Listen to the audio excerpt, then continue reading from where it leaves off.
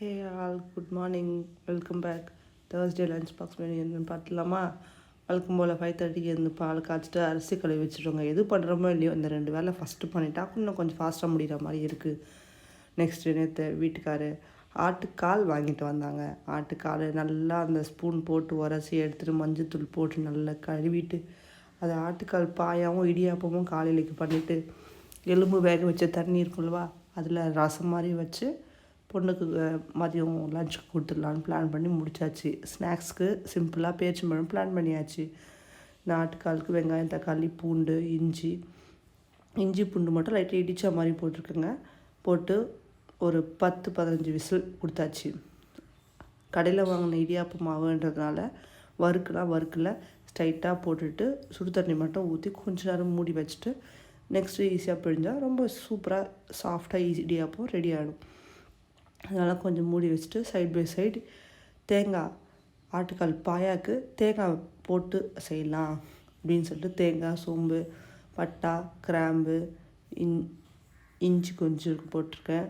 இல்லை பூண்டு போடலைங்க. நான் பச்சை மிளகா, சோம்பு மட்டும் போட்டு நல்லா ஃபைன் பேஸ்ட்டாக பண்ணிவிட்டு சைட் பை சைடு இடியாப்பத்துக்கு நம்மக்கிட்ட இடியாப்ப பாத்திரம்லாம் இல்லைங்க. ரொம்ப வருஷமாக இடியாப்பத்தை இட்லி குண்டான் தட்டிலே இல்லை மினி இட்லி பிளேட்லேயே ஊற்றி வச்சு ஓட்டிகிட்ருக்குறது.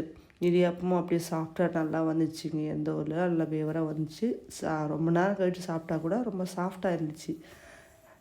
என் பெரிய பொண்ணு சாப்பிடுவாளான்னு நினச்சேன். ஆனால் அவள் சாப்பிட்டு தான் போனான். காலையிலே நான்வெஜ்ஜா அப்படின்னு கேட்டால் சரி ஈவினிங் சாப்பிட்டுக்கோ நீ மட்டும் அப்படின்னு சொல்லிட்டு வெறும் குழம்பு மட்டும் பாயா குழம்பு மட்டும் ஊற்றி இடியாப்பமும் பாயா குழம்பும் வச்சாச்சு. சாதத்துக்கு எடுத்து போட்டாச்சு. ஒரு 15 விசில் கொடுத்த பிறகு அந்த கறியை எடுத்துகிட்டு தனியாக வச்சுட்டு நெக்ஸ்ட்டு பட்டை, கிராம்பு, சோம்பு, புதினா, மெயின் புதினா இல்லைங்க. ஆட்டுக்கால் பாயா நான் எப்போல்லாம் செய்கிறேனோ அப்போல்லாம் புதினா கொத்தமல்லி கொஞ்சம் நிறைய போடுவேன்.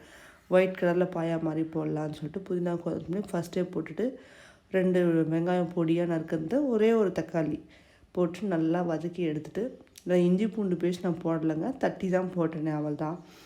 ஆட்டுக்கால் வேக வச்சதை எடுத்து போட்டுட்டு அரைச்ச தேங்காய் விழுது எடுத்து போட்ட பிறகு கலக்கி கொஞ்சம் லைட்டாக தண்ணி ஊற்றினேன். மிக்ஸ் ஆகி கொஞ்சம் கொதி வந்து அந்த தேங்காய் வாசனை போனால் ரொம்ப கொதிக்க விட்டுருக்கூடாங்க. தேங்காய் திரிஞ்சிடும்.